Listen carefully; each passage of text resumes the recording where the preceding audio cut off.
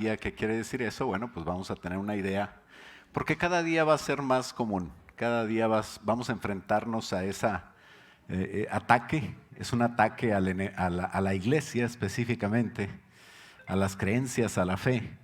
Y por eso el tema del día de hoy se llama el peligroso ecumenismo. Y bueno, la verdad es que estamos en una época que se profetizó en la palabra de Dios. Hace muchos años el Señor ya nos había hablado en Daniel, en Apocalipsis y los profetas que iba a ponerse la cosa más difícil. Si la pandemia no es algo de eso, pues tiene que ver con que vamos para allá, ¿no? Y se profetizó ese día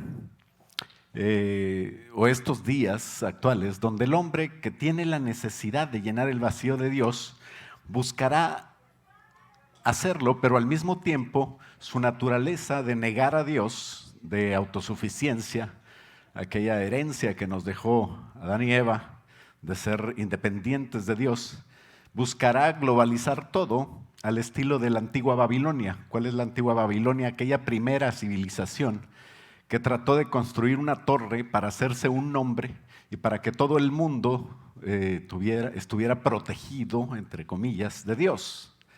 Tú no te tienes que proteger de Dios, tú tienes que abandonarte en los brazos de Jesús. Bajo sus alas vas a tener protección. Pero el diablo tuerce todo y cree el hombre en su naturaleza de no depender, de tener orgullo, pues cree que lejos de Dios puede encontrar la independencia y igualmente también el estar seguro. Así que al estilo de aquella civilización de la Torre de Babel que se junta en uno solo contra Dios, en este tiempo, más que nunca, el hombre está tratando de unirse, tratando de globalizarse. Globalizar quiere decir que en todo el globo terráqueo, en toda la tierra, ser de un solo estilo y buscará que haya una sola moneda, un solo líder mundial, un solo orden mundial, un solo ejército mundial, un solo sistema económico mundial. Y paralelo a todas estas cosas, también busca, y ya está la tendencia de hacer una religión mundial, que todo mundo crea lo mismo, que todo mundo tenga paz y esté unido, pero no con los principios de Dios. Desde fines del siglo pasado, inició un movimiento muy fuerte ecuménico y ecumenismo se define como aquel conjunto de religiones o creencias que promueven una unidad mundial sin importar su fe. Buscar a Dios o buscar las energías o buscar lo que quieras y lo que creas, lo que tengas como conveniencia según tú, pero todos respetarnos y todos unirnos en ese fin, porque al fin y al cabo tendremos así paz y cooperación. ¿Quién no quiere paz y quién no quiere cooperación de todos? Suena muy bien, pero implica un peligro muy grande para ti y para mí como iglesia, como creyente en el Señor Jesucristo. Por ejemplo, que invite yo a un musulmán a predicar en este púlpito, a un hindú, a un católico, a un sacerdote, un brujo, a quien sea, que venga y predique aquí en este púlpito y que yo también pueda ir con ellos, ¿verdad? Ese es el ecumenismo, es la esencia del ecumenismo. Y como me lleva a negar la realidad que me sostiene como cristiano, entonces es malo. Parece bueno, pero yo tengo que sostener mi fe. ¿Qué dice mi fe? Solo Jesucristo salva, nada más. No hay otro nombre bajo el cielo dado a los hombres en el que podamos ser salvos. Si tú no crees en eso, entonces estamos en problemas, ¿no? La Biblia dice que no podemos unirnos en yugo desigual con los incrédulos, ¿sabías? Dice que no tenemos que no tenemos comunión la luz con las tinieblas. Entonces, tendremos que afinar nuestro juicio de nuestra creencia y de las demás creencias para saber qué creer, ¿no? Esta es una invitación que no es mía, es una invitación de todos a unirse y ante esta invitación nos invitan a ser buenos, a ayudar al prójimo, a amar a todos sin importar. Y son cosas que también nosotros queremos, pero unirme con ellos es el problema y ahí está el truco, ¿no? El catch. Para ello, Dios es muy claro. Tú tienes que afinar lo que tú crees, qué es bueno y qué es malo. Qué vas a hacer y qué no vas a hacer. Por qué lo vas a hacer y por qué no hacerlo. Eso es lo que nos dice Isaías 50. Y te pido que te pongas de pie para leerlo juntos, nomás 2 versículos. Vamos a leer el 20 y el 21 y vamos a orar que el Señor nos hable. ¿Qué le parece? Amén. Vamos a hablar, dice la palabra de Dios, donde Dios nos habla, dice, hay de los que a lo malo dicen bueno y a lo bueno malo, que hacen de la luz tinieblas y de las tinieblas luz, que ponen lo amargo por dulce y lo dulce por amargo.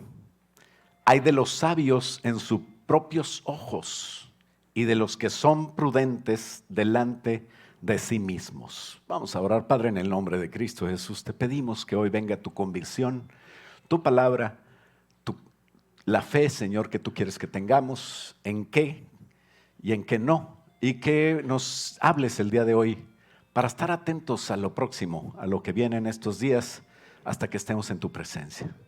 Te pedimos, Señor, que nos hables hoy y que quites, Señor, todo espíritu inmundo, toda distracción, toda obra de Satanás.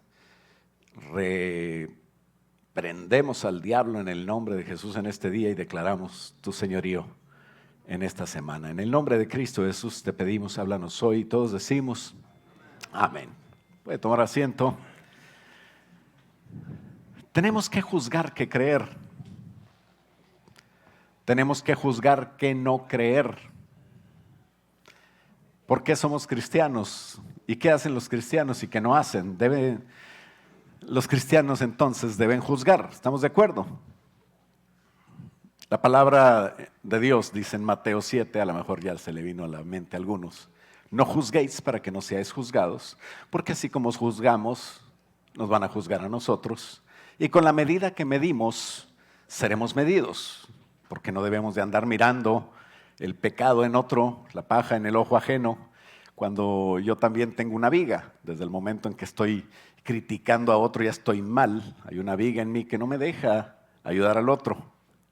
Entonces, ¿por qué sí tenemos que juzgar? Si Jesús dijo claramente esto. Porque cuando dice no juzguéis, habla de no condenar. Por eso de que si la salvación se pierde o no se pierde, eso de que si el hermano dónde estará, eso no es cuestión tuya. Tú no podrás saber eso es un juicio de Dios. Y dice el Señor, no debemos de juzgar nada antes de tiempo porque no sabemos las cosas y las razones y todo lo que lo llevó a esa persona a hacer lo que hizo. Las apariencias engañan y no debemos de juzgar personas. A eso se refiere el juicio de Mateo 7, donde dice no juzguéis, ¿no? Quiere decir que no condenemos, que no murmuremos, que no acusemos. Es el trabajo del diablo. No se trata, la predicación de hoy no se trata de juzgar pecadores, no se trata de juzgar personas, sino lo que hacen. Eso sí, tienes que juzgarlo, tienes que saberlo. Desde el momento que te casaste, juzgaste, esta no, hasta que apareció la reina que está al lado de ti. Y dijiste, esta sí, esta mera es, ¿verdad? Espero. Si no, tenemos una reunión de matrimonios el próximo sábado 6. Es un comercial. No te pierdas esa reunión.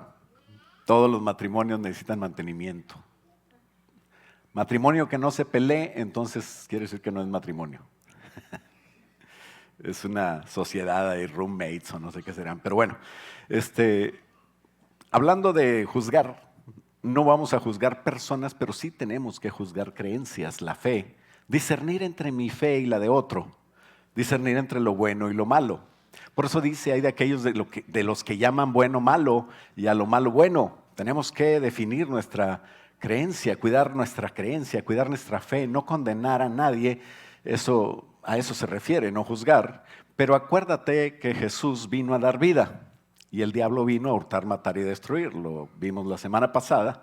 Y el diablo siempre ha estado en contra de nosotros. Pero antes no lo sentíamos porque pues, éramos de él, ¿no? Pero ahora que estamos del lado de la luz, ahora sentimos que el diablo está en contra de nosotros, ¿no? Y entonces nos damos cuenta de que Jesús nunca estuvo en tu contra. Aunque fueras del diablo, Jesús no estaba en tu contra. Por eso nuestra lucha no es contra personas. A las personas las amamos, no importa quiénes sean. No importa que celebren al diablo, no importa que sean satánicos, no importa que te odien, no importa que odien la iglesia. Nosotros debemos de amar a las personas. Dios las ama. Pero al diablo, ese es el que está en contra de nosotros, es el enemigo.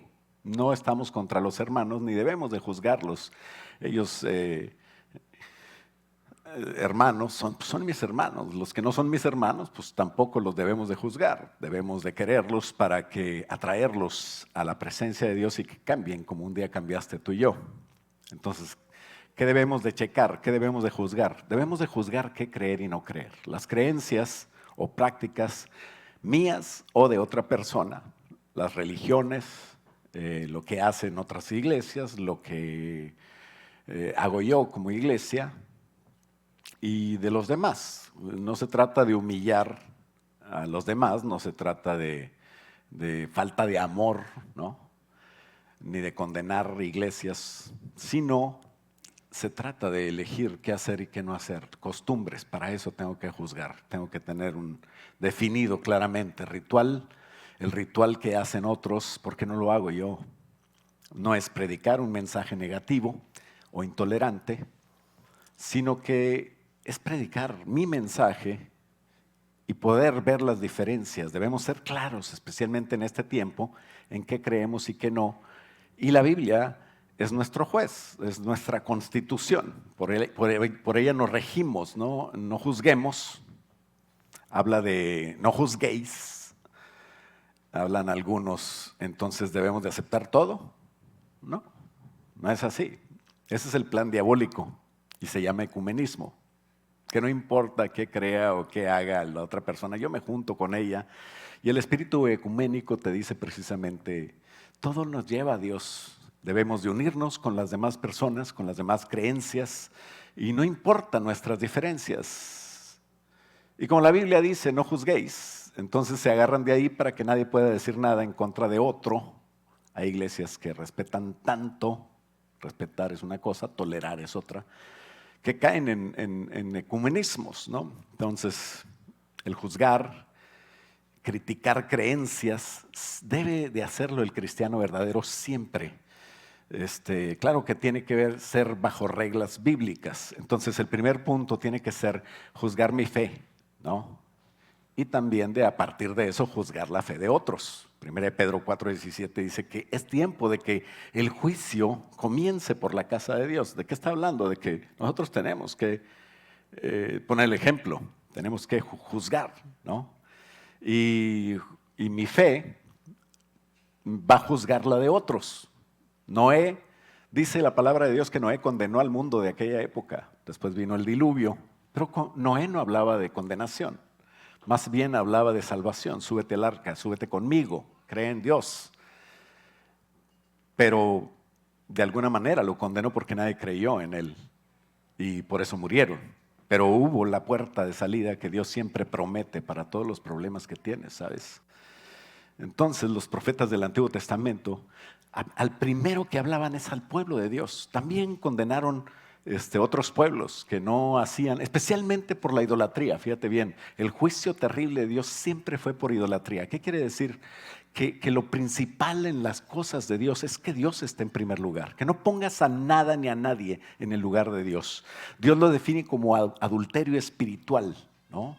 ¿Y qué quiere decir adulterio? Es cuando pones a una persona en el lugar de tu cónyuge. No debe de ir ahí, ni siquiera en la emoción, en el sentimiento, menos físicamente.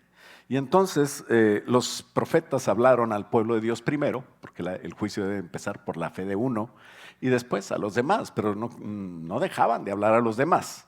Hoy no estamos en el Antiguo Testamento, pero iniciando el Nuevo Testamento, el primero que sale es Juan el Bautista predicando y diciendo arrepentíos y bautícese. Mateo capítulo 3 dice que Juan llamó al arrepentimiento y le decían a los fariseos y saduceos, eran los religiosos del pueblo de Dios, y le decía, generación de víboras, ¿no? El día del amigo que traigas a una persona que no conoce a Cristo, ¿qué le vamos a decir? Eres una víbora de Satanás. Pues no, ¿verdad?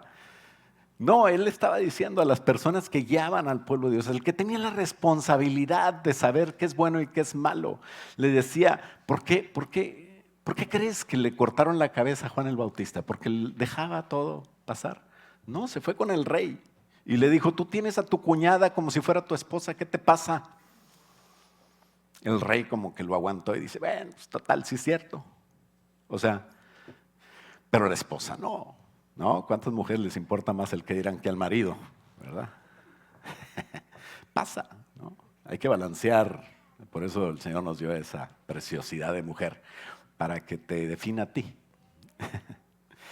Pero la verdad es que a Juan el Bautista lo mataron. Mateo 14 dice que lo mataron porque reprendió a Herodes, el rey, y tenía a la esposa de su hermano como esposa de él. Ese es el Nuevo Testamento. El Nuevo Testamento habla de los apóstoles. Pedro, en Hechos 2, reprende a los líderes y les dice, ustedes mataron a Jesús. Hechos 4 y 5 dice a los gobernantes, a los ancianos también, dice, ustedes mataron a Jesús. Y entonces le dijeron, Pedro, ya cállate. ¿Y sabes qué hizo Pedro? No se cayó. Lo siguió acusando de tal manera que lo encerraron en la cárcel porque no se cayó. Y nosotros decimos que no hables contra los otros grupos porque tenemos que ser nice. Nice mis chicharrones o no sé quién. ¿Cuál? ¿Por qué? O sea, ¿no somos cristianos? No hacemos lo que nos enseñó la palabra de Dios. Y dice la palabra de Dios que Esteban, ¿sabes por qué apedrearon a Esteban? Porque les estaba diciendo sus verdades a los discípulos, a los líderes de aquella época que no eran discípulos de Jesús. Y les dice, ustedes son duros de servicio, ustedes han faltado en guardar la ley.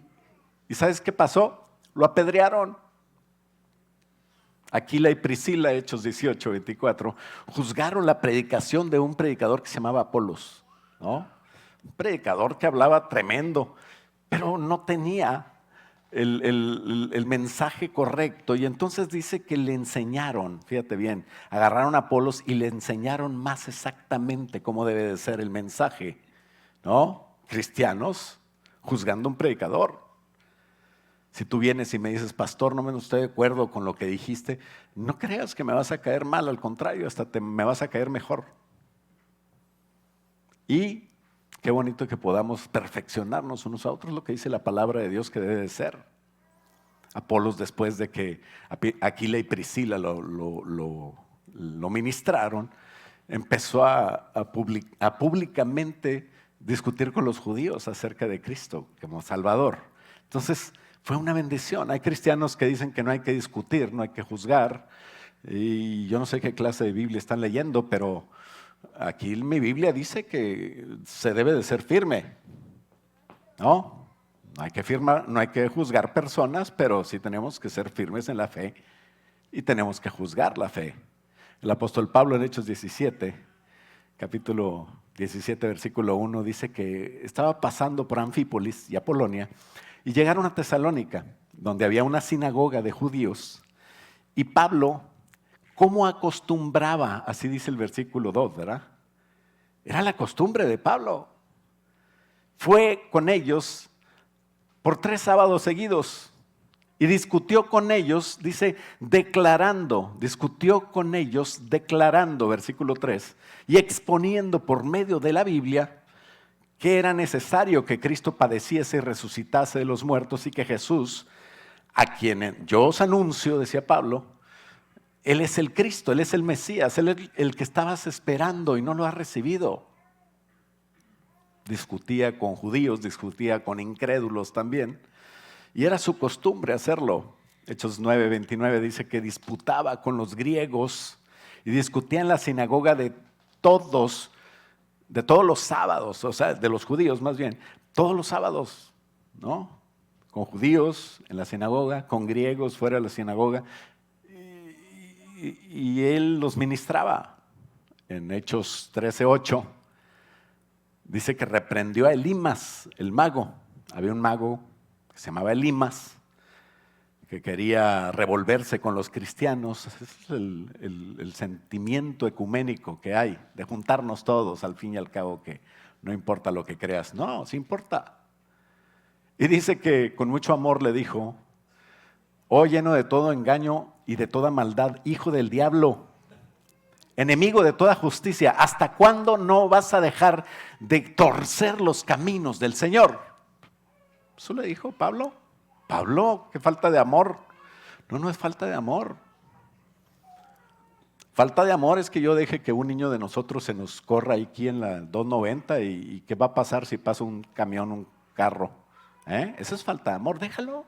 No le digas nada porque se va a sentir, se va a enojar. No, no, no, si de los pelos lo agarramos. Pues sí, ya si no te queda otra. Eso es amor. El sentimiento de muchos es amor. Amor es dejar lo que se pierda. En Gálatas 2:11, ¿sabes a quién reprendió Pablo? ¿Sabes a quién regañó Pablo? Al apóstol Pedro. Lo regañó. Le dice: no estás haciéndolo bien, Pedro. Cuando estás con los judíos no comes puerco, pero cuando estás con los griegos le entras a las carnitas. No, eso es bien hipócrita, Pedro. Está mal. ¿Por qué lo hizo? ¿Por qué dijo nombres? ¿Por qué lo escribió? Porque lo que se hace en público es público y público se tiene que aclarar. ¿No? Es así. Pablo entregó a Himeneo y Alejandro a Satanás. Satanás lo que va a hacer es empezar a hostigarlos de tal manera que se arrepientan de su pecado y vuelvan a Dios. O sea, no entregó su alma, no los condenó, pero sí los entregó en su cuerpo a Satanás para que sean salvos. Qué raro, ¿no? Pablo entregando a Satanás. ¿Cuántos quisieran entregar a alguien a Satanás? Bueno, no se trata de eso, usted no lo haga. Pero bueno, hay casi 30 casos en el Nuevo Testamento, nada más en Hechos hay 30. En el Nuevo Testamento, las epístolas, hay otros, donde la palabra de Dios dice nombres, ¿verdad? A veces estamos platicando de alguien o de algo, y luego hay nombres, a ver, ¿cómo se llamaba? ¿Verdad? Eso es chisme. Pero bueno, cuando es público, pues no se puede esconder. Así que hombres de Dios señalaron con la aprobación de Dios el error en que estaban otros. En ningún caso están condenando, te vas a ir al infierno, pero en otros casos, si dicen los nombres claramente y dicen lo que tú estás haciendo, no te lleva a Dios. Entonces, ¿dónde está lo bíblico de no decir nombres, de ser tan polite? Dicen, no es cristiano decir nombres, no es cristiano.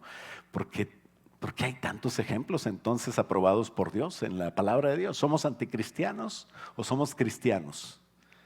¿No? Pablo dijo: ser imitadores de mí, así como yo de Cristo. Pablo hacía eso y decía que lo imites. Filipenses 4:9 dijo: lo que aprendisteis y recibisteis de mí y oísteis también y visteis de mí, esto haced. ¿Para qué? Para que tengas paz y el Dios de paz estará con ustedes, ¿no? Entonces en Cristo, ¿cuántos creen que Cristo es nuestro ejemplo? Hablamos de Juan, hablamos de Pedro, hablamos de Pablo, hablamos de lo que hacían con todos ellos. Pero ¿qué hizo Cristo? Cristo no dijo que estuviera mal el juzgar, al contrario. Hechos 17:11 dice que los de Berea, una iglesia a la que llegaron, eran más nobles porque recibieron la palabra, pero no la recibieron así comiéndose todo lo que me digan. ¡Ay, qué bonito predicó este! No. ¿Sabes en qué consistía la nobleza de ellos? En que checaban a ver si es cierto, no se creían todo lo que le decían. Tú no creas todo lo que te digo o lo que te diga cualquier predicador. Tienes que checarlo de acuerdo a la palabra de Dios, escudriñando a ver si las escrituras confirmaban lo que les estaba diciendo. Eso dice la palabra de Dios. Y bueno, hablando de Jesús, en Mateo 15 los escribas fueron a Jesús. Y Jesús les dijo: fariseos, hipócritas, porque ustedes son gente que obliga al pueblo a tradiciones humanas. O sea, los enfrentaba y les decía: eso no es así. Los ofendió y no se disculpó con ellos. Al final les dijo: ustedes son guías ciegos. En Mateo 22 a los saduceos les dijo, su error consiste en que ustedes ignoran las escrituras. Entonces el punto número 2 es, Jesús juzgó y fue juzgado. ¿Estamos de acuerdo? Me da igual. Jesús juzgó. Perdón. Esa es que es la palabra de Dios, ahí sí que hay que ser claro, ¿no? Vengo bien claro hoy. Es lo malo que cuando uno está mucho en la sombrita se vuelve más claro. Bueno, Juan capítulos, todos los capítulos desde el 5 hasta el 12, se trata de Jesús enfrentando a los líderes, señalando errores de los líderes. En el capítulo 8 específicamente le dice, esclavos del pecado, hijos del diablo, mentirosos. En el versículo 23 de Mateo, perdón, en el capítulo Mateo 23, llama a los escribas, fariseos, hipócritas, hijos del infierno, guías de ciegos, sepulcros blanqueados. ¿Cómo vas a escaparte del infierno? No los está condenando, pero le está diciendo una realidad. Ese es Jesús. A lo mejor yo no puedo ser tan claro como Jesús, pero tenemos que tratar de, con amor, decir la verdad. ¿Por qué el mundo odia a Jesús? ¿Por qué cuando nosotros podemos hablar de cualquier cosa, de cualquier ser, de cualquier líder religioso en la escuela, pero no de Jesús? ¿Por qué odian tanto la Biblia? Te voy a decir por qué. Juan 7:7. Eso es de Dios, 7:7. Juan 7:7 dice el 7. No puede el mundo aborreceros a vosotros. Le está hablando Jesús a personas a sus hermanos que no creían en Él, creían en el mundo. Dice, no te puede aborrecer a ti, pero a mí me aborrece, dice Jesús. ¿Por qué? ¿Sabes por qué? Porque Jesús testificaba de Él, del mundo. Porque Jesús sacaba a la luz sus malas obras. ¿Cuántos padres por no batallar con sus hijos aguantan sus malas obras? Ay, es que después se va de la casa. ¡Que se vaya! Claro, no lo corras, pero dile, aquí en mi casa hay reglas y se hace así y así y así. ¿No? Los que tienen hijos chiquitos están viéndome así como diciendo, wow, ¿qué va a pasar? Ya te hizo pipí, te hizo popó, ahorita te está haciendo berrinche. La cosa no se va a poner mejor cuando tú lo estés dejando hacer lo que quieras. Yo he visto papás que le cuentan a los niños, 1, 2, y el niño como si nada, 3 de una vez le dice el niño. No le vale. ¿Por qué? Pues porque no hay consecuencias. ¿Cuándo te van a creer? También he visto otros papás, que esos generalmente son los de aquí, que le dicen 1 y el niño está, no, ¿por qué? No quiere dejar lo que está haciendo. 2 y ya lo deja. Porque ese sí lo llevan al cuartito. Sí. Entonces, tenemos que ser claros. A lo mejor el mundo no te va a querer, pero es normal. O sea, tú no estás llamado a hacer la fiesta y el mundo en el Gandhi de los cristianos. No vas a ser María Teresa Calcuta de la iglesia de MSI. No, o sea, a lo mejor no te van a querer. Y dice la palabra de Dios, si a Cristo, si a mi hijo no quisieron, ¿qué va a pasar con ustedes? A lo mejor no los van a querer, pero no le hace. Usted tiene que ser firme y tiene que enseñar, empezando por su casa y su familia, las verdades de Dios, ¿no? Si el mundo no te odia, es que le encantas. ¿Por qué le encantarías al mundo? ¿Por qué te gustaría mucho el mundo a ti y tú a ellos? O sea, ten cuidado. No sé si Cristo era cristiano. ¿Usted cree que Cristo era cristiano? Es una buena pregunta, ¿no? Pero si no reprendes al pecado como Jesús, si no aclaras, acentúas la herejía en otros, entonces ¿qué clase de cristiano eres? Porque Cristo lo hacía. Y te dicen que los cristianos no hacen eso. Entonces estos hermanos, Pablo, Pedro, Esteban que lo mataron, Juan que lo mataron por eso, Entonces, ¿por qué hicieron eso? O no son nuestro ejemplo. Jesús lo hizo. Entonces no sé qué Biblia están leyendo esas personas que son tan buenas, que son más buenas que Dios, más buenas que Pablo, más buenas que Jesús. No leen la Biblia. Siempre debemos de hablar contra el error y siempre debemos de hablar con amor. No debemos guardar silencio, tenemos que pedirle a Dios gracia. Nunca debemos de ventilar pecados ajenos, no sea chismoso, ¿no? Lo que pasa en la intimidad se ministra en la intimidad, así debe de ser. Si quieres contarle a alguien algo que pasó, pues ven con el pastor o ve con esa persona y enfréntalo, pero en privado. Pero no andes platicando cosas a gente que no le interesa, porque eso, aunque digas es para orar, se llama chisme. Es que así lo disfrazan, para orar. Vamos a orar por la hermana que está embarazada y no se ha casado y no sabe quién es el papá. Puro chisme, ¿cuál orar? Pero cuando vemos algo de una creencia que está mal, tenemos que decirlo, ¿no? Lo público es público y en público se ha de decir. Entonces, cuando la gente peca, alguien debe de advertirles. No es falta de amor, pero la Biblia dice que se tiene que hacer, amando, considerando a esa persona como a ti. Y amar es advertir del mal. Yo no condeno, nadie debe de condenar, pero a quien no cree en Jesús ya está condenado. Por eso no debo dejar que se pierda, ¿no? Algo que tiene que ayudarte para eso y para también la corrección de tus hijos y todo lo que tiene que ver con hablar con alguien de algo que está mal y corregir, es Proverbios 27:5, anótalo. Proverbios 27:5 y 6 dice, mejor es reprensión manifiesta que amor oculto. O sea, ¿qué clase de amor no dice? Es el que no ama realidad. Dice, fieles son las heridas del alma, pero importunos los besos del que aborrece, ¿no? No estés tratando de dar besos de Judas, ¿verdad? Dice que Judas le entregó al Señor con un beso, como las lágrimas del cocodrilo, ¿verdad? Dicen que el cocodrilo cuando se está comiendo a su presa le salen lágrimas, ¿verdad? Está llorando porque pobrecito animal, pero se lo está comiendo. Y dicen que no tiene que ver nada con tristeza, pero eso pasa por las glándulas del cocodrilo. Pero bueno, no es clase de biología, ¿verdad? A la gente no le gusta que le hablen de arrepentimiento.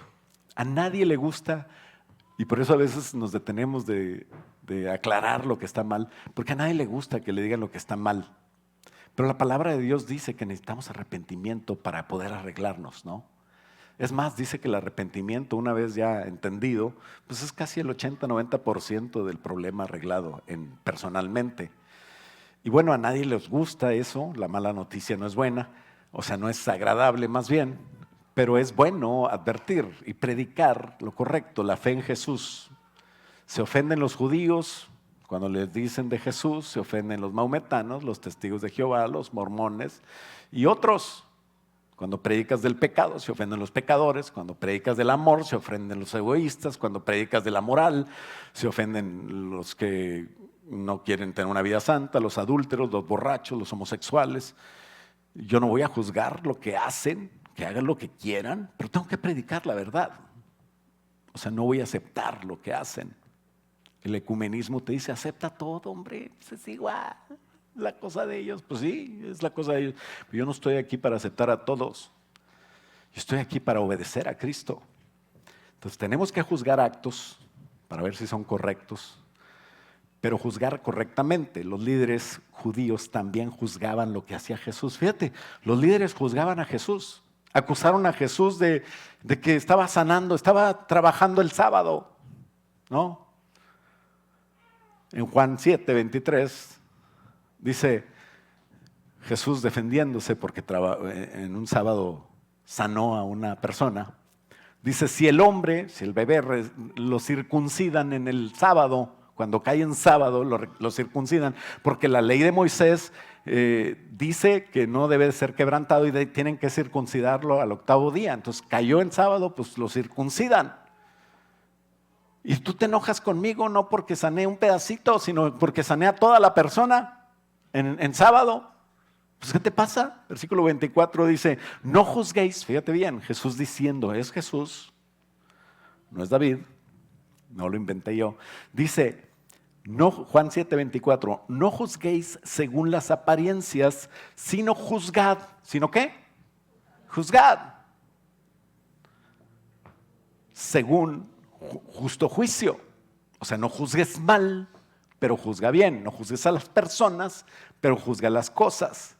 No juzgues, no mandes a la persona al infierno, pero reconoce cuando la persona está mal en un juicio donde tú tienes que, con amor, decirle vas mal.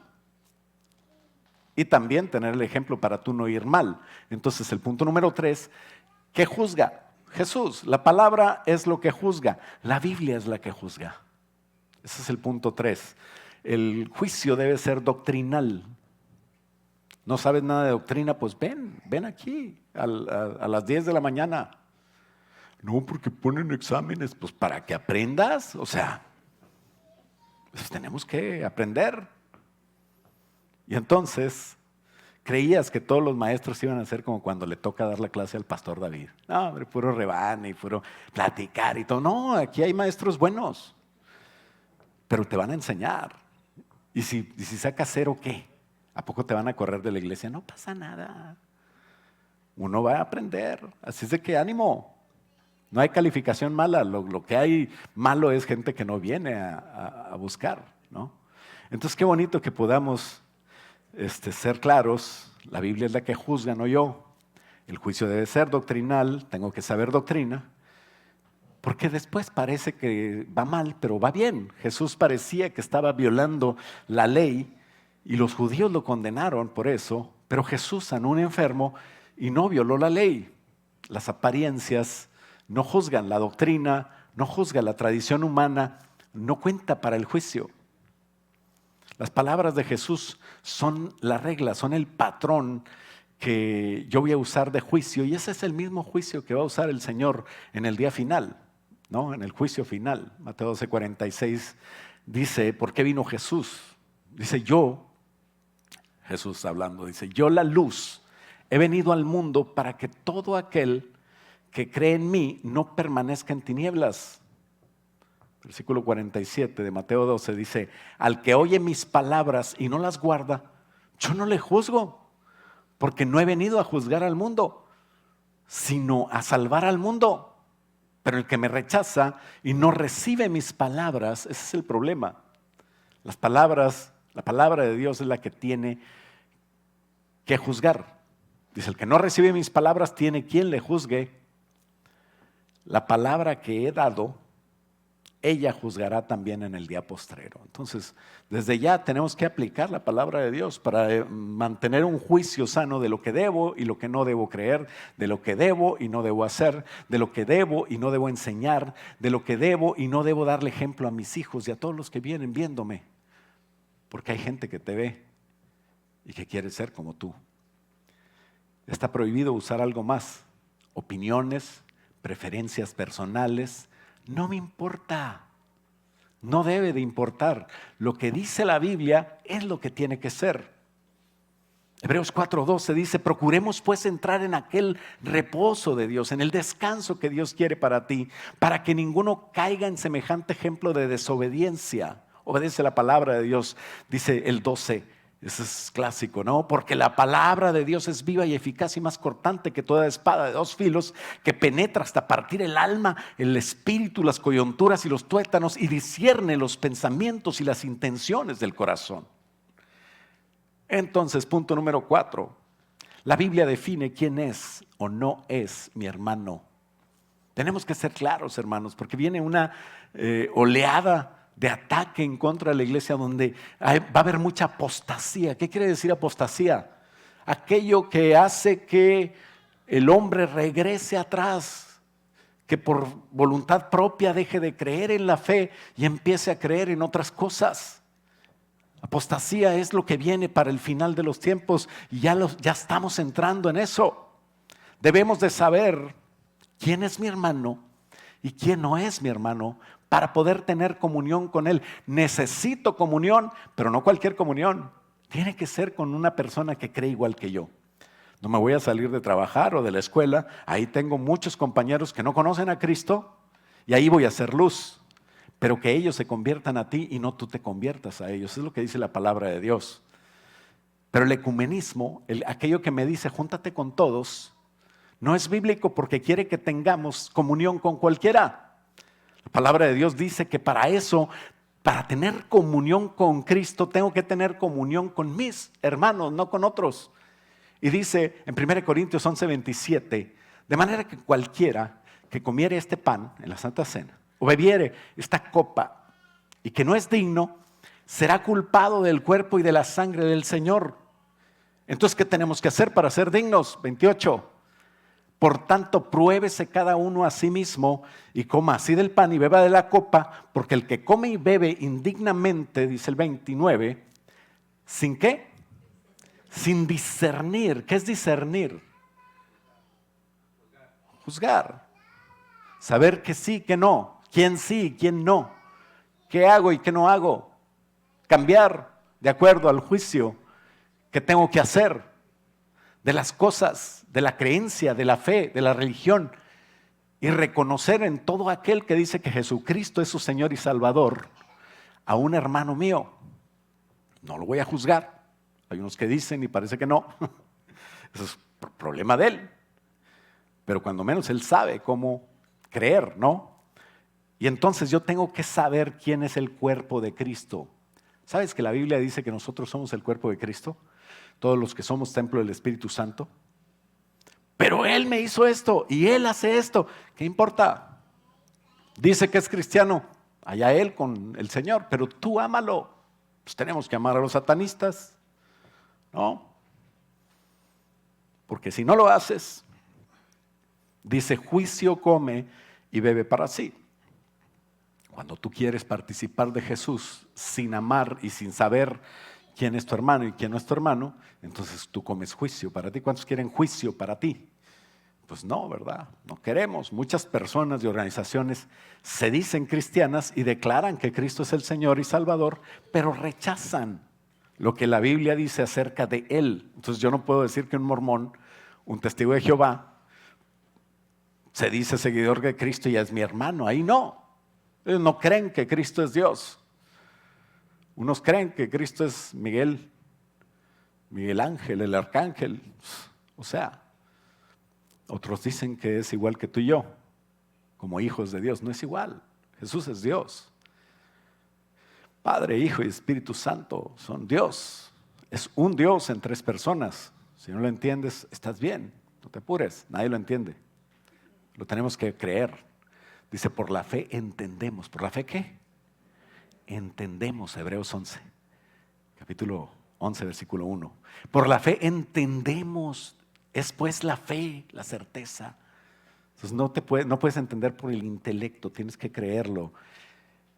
Aunque se llame seguidor de Cristo, pero niega su naturaleza, entonces su obra, la obra de Cristo salvadora, no pudo haberlos afectado, no pudo haberles llegado. Algunos cristianos como Jesús Adrián Romero, que parece que empezaron bien, cuando menos tenía una canción bonita. Después tiene canciones antibíblicas y anda celebrando el Halloween.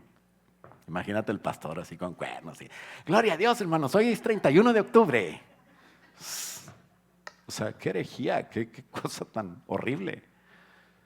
Lo único que celebramos el 31 de octubre, que yo sepa, es que Martín Lutero enfrentó a los líderes religiosos de la época y dijo, la salvación es por fe, no para andar vendiendo ahí indulgencias. Así es de que, hermano Susano, no podemos vender el agua que deja el pastor aquí.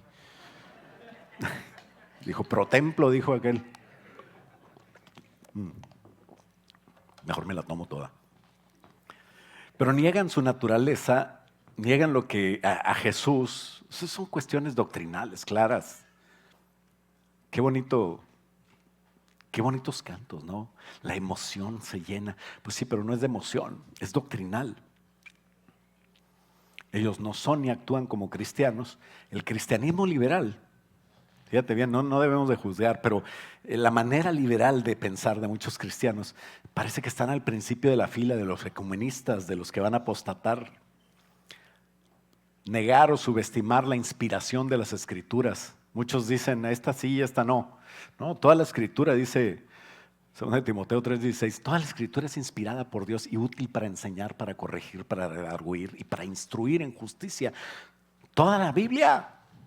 Nada de eso, nada debe sacar, no debemos de sacar nada de la palabra de Dios ni añadirle nada a la palabra de Dios. Tenemos que saber otra de las cosas. Una de las cosas es la inerrancia y el completo de la palabra de Dios, es lo que atacan los cristianos liberales. Y otra de las cosas es la exclusividad de la salvación por Cristo. No hay manera de ser salvos. 1 Timoteo 2:5 dice, porque hay un solo Dios y un solo mediador entre Dios y los hombres, Jesucristo hombre. Hechos 4:11 dice, este Jesús, predicando, es la piedra reprobada por ustedes, pero ha venido a ser cabeza del ángulo, ha venido a ser lo más importante. Ustedes que decían que no era importante, ahora es lo único que importa. Y dice el 12, y en ninguno hay salvación, en ningún otro hay salvación, porque no hay otro nombre bajo el cielo dado a los hombres en que podamos ser salvos. Jesucristo es el único camino para salvación. Ay, me estás condenando, entonces estás diciendo que yo no puedo ir al cielo porque yo soy musulmán o hindú. Yo no estoy diciendo, o sea, tú vas, porque la palabra de Dios dice que el único camino es Jesús. Ahí tú sabes lo que haces. Yo no te estoy condenando, yo te estoy indicando por dónde es. Ya tú, si te quieres ir por otro lado, pues te crees más listo que Dios. Pero no hay manera de llegar. La salvación es completamente por obra de Jesús y no depende de obras humanas, ni de tu opinión, ni de tu obra. O sea, lo que hagas, no depende de la salvación de eso. Dice Efesios 2:8, porque por gracia sois salvos por medio de la fe. Y esto no puede ser de ustedes, porque es un don, un regalo de Dios. No es por las obras de nadie, para que nadie quiera llevarse la gloria. Versículo 8. Yo no estoy diciendo que si no crees, si no estás en MSI no eres salvo. No, tengo muchos hermanos fuera de esta iglesia, bautistas, metodistas, presbiterianos, muchas personas, todos los que confiesan a Jesús como su Señor y su Salvador son mis hermanos. Porque Jesús no vino a salvar a MSI, a bautistas, a católicos, a mormones, a testigos de Jehová. No, Jesús no vino por religiones, Jesús vino a salvar al mundo, al hombre, a la humanidad. Y el que cree en Jesús es salvo. Dice Santiago 1:27 que la religión pura y sin mancha es visitar a los enfermos, a los huérfanos, a las viudas y ser santo, pero como consecuencia de haber creído en Jesús, ¿no? Pero la religión no te salva. No te va a salvar visitar viudas, enfermos y por ser más bueno que María Teresa Calcuta. No te va a salvar eso. Te salva creer en Jesús. La religión no salva, pero si te digo una cosa, si quieres estar seguro, acepta a Jesús como tu Señor y tu Salvador. No solo como tu Salvador, porque el que acepta a Jesús de verdad eventualmente va a vivir bajo su señorío y eso lo va a llevar a la iglesia correcta, donde se crea la Biblia completa, donde se tome la palabra de Dios como régimen, donde se crea en un Dios trino, donde se crea en Jesús como el único medio de salvación y que creas en la vida de santificación. Pero esas son consecuencias de ser cristiano. Te tiene que llevar tu fe a vivir solamente para Cristo. El ecumenismo es atractivo, así como la pianista nueva que tenemos hoy. No es cierto, pero ella es como de las buenas, ¿no? El ecumenismo sí es malo. El ecumenismo quiere que todo el mundo tenga paz y amor. ¿Quién no quiere eso, no? El ecumenismo quiere ayudar al prójimo como a nosotros mismos. Pues también la palabra de Dios nos dice, ¿no? El ecumenismo quiere que mantengas metas muy afines a lo que debemos de hacer los cristianos, pero solo a nivel social, ¿sabes? Nosotros no somos una ONG o un club social. Nosotros no somos los que vamos a cambiar la situación. De hecho, la palabra que creemos dice que la situación se va a poner peor. Dice que se va a globalizar. Dice que aumentará la violencia y la maldad. Pero también dice que el que esté en Cristo, bajo las alas poderosas de su protección, va a tener paz. Va a tener testimonios de que en medio de la pandemia, cuando todo el mundo estaba perdiendo trabajos y estaba haciendo con la economía maravillas y todo, una iglesita que tenía un localito que rentaba, compró un terreno y ahora tiene un lugar donde nadie los va a correr. Sí los quieren robar, pero al fin y al cabo es lo que dice la Biblia. ¿A poco nos vamos a desanimar por las cosas malas que vienen en contra? Ve las 99 cosas buenas y anímate. Anímate a hacer lo que debemos de ser. Nosotros no somos los que vamos a cambiar la política, la injusticia, la pobreza. Sí nos gustaría, pero no al precio de unirme con cualquiera y de faltar a la palabra y la fe y la creencia de la palabra de Dios, que me dice que nuestra prioridad no es social, no es material y pasajera. ¿De qué le sirve a alguien ayudar materialmente a una persona y que viva feliz y que viva mejor? Todos queremos eso. Pero ¿de qué te sirve si no le das a Cristo? ¿De qué sirve ser bueno si nos vamos al infierno al final todos? De nada. Tenemos que centrarnos. Nuestra obra no es social, material y pasajera. Nuestra obra es espiritual y eterna. La tentación de unificarnos en pro de causas comunes puede ser muy grande, porque nos enseñaron que siendo buenos nos vamos al cielo, pero esa es otra herejía, esa es mentira. Nosotros nos vamos al cielo por la obra de Jesús y no hay nada que podamos hacer para llegar al cielo de otra manera. La Biblia no dice eso. ¿Sabes qué dice la Biblia? No todo el que me dice, Mateo 7:21, no todo el que me dice Señor, Señor, entrará en el reino de los cielos. ¿Cuántos quieren entrar al reino de los cielos? Dice la Biblia, no es que me digas, sino es que hagas, sino el que hace la voluntad de mi Padre que está en los cielos. ¿Y por qué la hace? Pues porque tiene a Cristo. Y entonces puede saber qué hacer, entonces puede saber qué no hacer. Entramos en su reino no al pertenecer a una denominación ni al hacer alguna obra. Entramos en su reino al aceptar a Jesús como Señor y Salvador. ¿Por qué no te pones de pie? ¿Y por qué no le decimos al Señor, Señor, quiero hacer tu obra? Quiero entrar realmente a tu señorío. Una vez te acepté como Señor y Salvador, pero quiero ahora obedecer. Porque después de aceptar a Jesús, lo que debe de seguir es la obediencia. Y eso nos va a llevar a compartir de Él, a buscar de Él.